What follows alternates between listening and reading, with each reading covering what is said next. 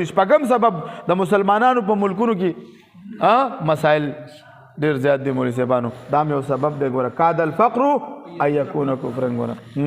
په ترقي پذیر ممالکو کې اکثر د مسلمانانو په ملکونو کې د سماجي او معاشي او معاشرتي مسایلو کې مشکلوالی موجود دي زموږ چې کومه معاشره دا کدا مونږه د مغرب سره تجربه کړو نو دا په موجوده زمانه کې مولوي صاحبانو په موجوده زمانه کې زمونږ معاشي لحاظ سره فوجي لحاظ سره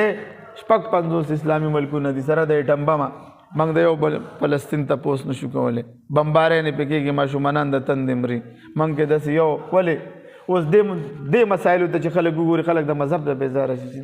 دا به اسلام به د ترقۍ ضامن داسې وي داسې دا یووالی دی پکې داسې په موږ باندې څونه یو موږ دواړه به مسلمانان یو دواړه به یهودیان څونه دي 1 کروڑ والله که زموږ په یو په څپېړو والله که زموږ د څپېړو قابل نو کله چې ته دا وګورې نو څه کېږي انسان د مذهب نه مولوي صاحبانو بیزاره کېږي لکه ما نن یو ویډیو کتله ایران والا څه کوي د دوی سپورټ کوي یوې زنانه سریام چغې والې وایي زه شیعه شوم وایي ما شیعت مذهب قبول کو یو مسلمان زما تپوس نه کوي شیعهګان زما وایي تپوس کوي نو ته چې دغه شانته کې د مسلمان دغه نه کې د مسلمان د مسایلو د حل کولو دلته افغانانو سره څونه ظلم شروع کړی دی 40 کاله ته دلته خلکو جایدادونه جوړ کړل دلته دغه جوړ کړ دوی وروره تور دا خو چې کله لکه د پاکستان عوامو په بار ملکونو کې دي که نه دا خو چلته نه دوی راوشړي بیا به تا ته پته لګي تا ته به درد محسوسېږي چې بھائی دا دونه ظلم ته د شپې په سړي باندې ورشي چاپه پې لړه کړي زنانه ته د خلکو جیلونو ته بوځي دا به خیرې نه کوي دا به نه کوي دا به د مذهب نه بیزاره کېږي ولې دا حقیقت خبره ده ګوره په مسایل زمونږ دومره زیات کړي دي دا چا زیات کړي دي دا زمونږ حکمرانانو دا په موږ کې دوی څه کړي دي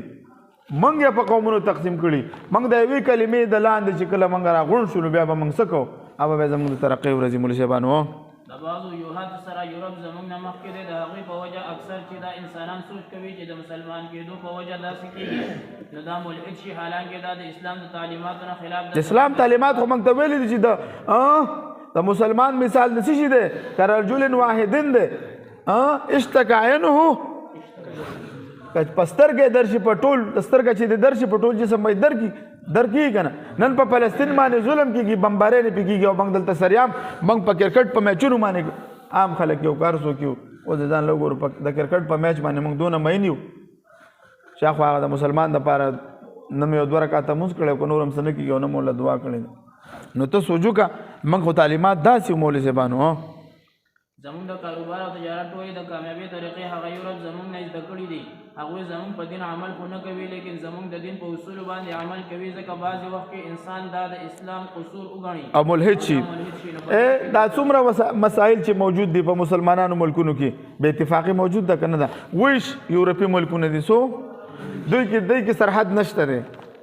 که ته د یو نه بل ته وړئ هېڅ دغه نشته دی زما تروز وي دلته بلجیم کې د هغوی وایي موږ چې جرمني له ځو فرانس له ځو هېڅ مسله نشته ته خو افغانستان ته وړه من والله که رانه وړي